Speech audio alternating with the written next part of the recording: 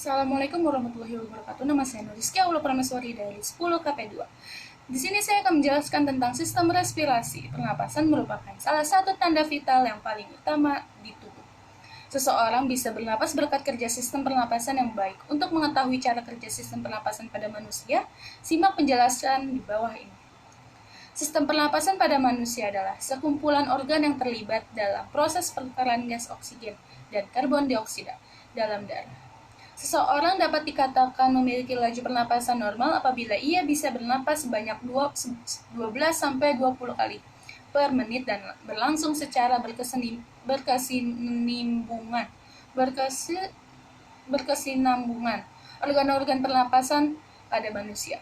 Sebelum mengetahui cara kerja sistem pernapasan pada manusia, kita harus terlebih dahulu mengenali organ yang berperan pada sistem ini. Sistem pernapasan pada manusia terbagi menjadi dua sistem, pernapasan bagian atas dan bagian bawah. Untuk lebih jelasnya, Anda bisa menyimak penjelasan di bawah ini. Sistem pernapasan bagian atas. Beberapa organ dalam sistem pernapasan bagian atas antara lain adalah rongga hidung. Organ ini memiliki selaput lendir dan rambut-rambut halus yang berfungsi untuk menjebak partikel-partikel debu atau kotoran pada udara yang masuk ke hidung. Sinus adalah rongga berisi udara di dalam tulang kepala. Organ ini membantu mengatur suhu dan kelembapan udara yang Anda hirup. Organ ini memiliki peran dalam mengumpulkan udara yang masuk dari hidung atau mulut untuk diteruskan ke trakea. Laring adalah ruang kecil sebelum trakea yang berisi pita suara. Sistem pernapasan bagian bawah. Beberapa organ dalam sistem pernapasan bagian bawah antara lain adalah organ ini merupakan jalan napas utama menuju paru-paru yang terletak di tenggorokan, tepatnya di bawah laring. Bronkus kiri dan kanan adalah cabang dari trakea yang berfungsi untuk meneruskan udara ke paru-paru. Bronkus memiliki banyak cabang kecil di bawahnya. Cabang terkecil bernama bronkiolus.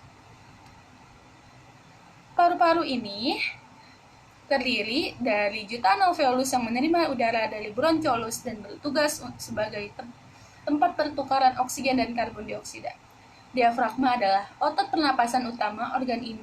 Organ ini dapat berkontraksi dan rileks secara bergantian, sehingga membuat udara dapat masuk dan keluar dari paru-paru. Sistem kerja pernapasan pada manusia melibatkan semua organ pernapasan.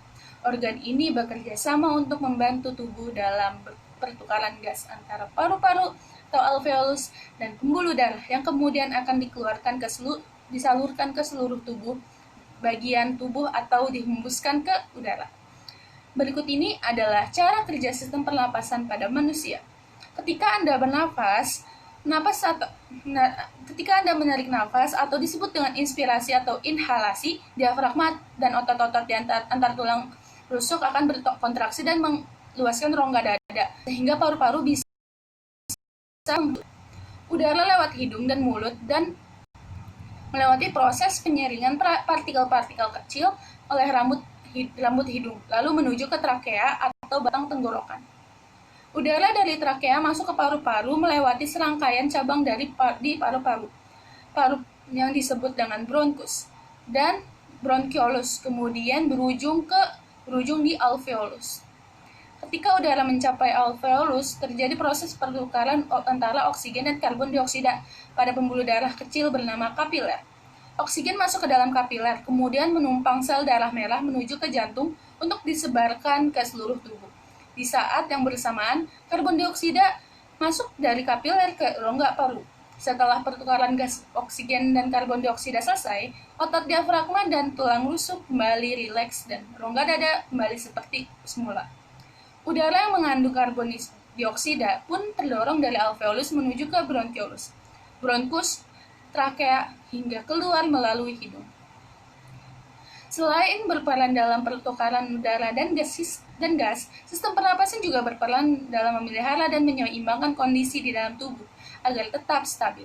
Dalam istilah medis, kemampuan menyeimbangkan kondisi ini disebut homeostasis.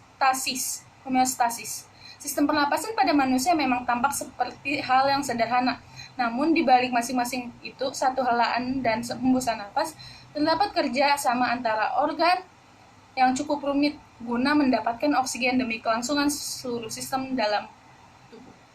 Bila satu hal tidak bekerja dengan baik, fungsi sistem pernafasan secara keseluruhan juga bisa terganggu. Salah satunya, gangguan pernapasan yang berbahaya adalah asfiksi. Oleh sebab itu, kesehatan sistem pernapasan harus dijaga dengan baik. Misalnya, berhenti merokok atau menghindari asap rokok dan rajin berolahraga.